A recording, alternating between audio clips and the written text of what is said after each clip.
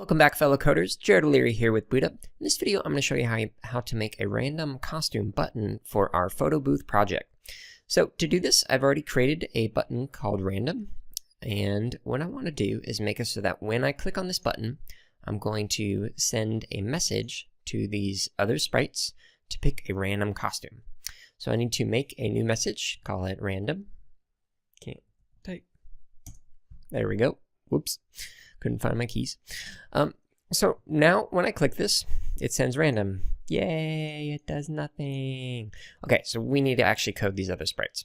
So when we click on other sprites, the first thing that we want to do is say that when we receive our random, we want it to switch to a random costume. Now what we need to do is actually count the number of costumes that are in here, so it picks one of them. So we have 1, 2, 3 costumes and then a blank one, so a total of 4. So we're going to tell it when we receive this message to switch to a random costume between, let me move this down here so we can see it a little better, 1 and 4. Now, this set of code we can actually drop onto our other sprites, and it'll make it a little bit faster.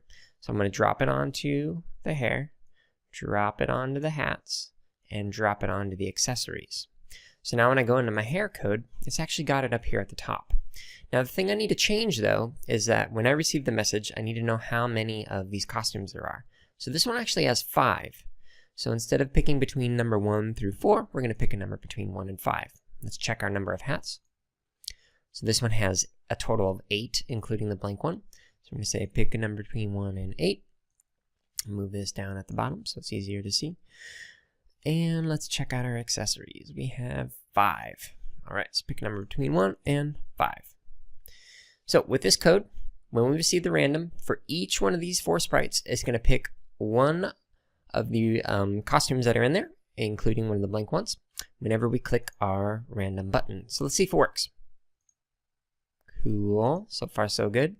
Okay, so this one, it's got 1, 2, 3 sprites, and then our accessories is blank. Awesome. Looks like it's working really good, and it's switching between all of them.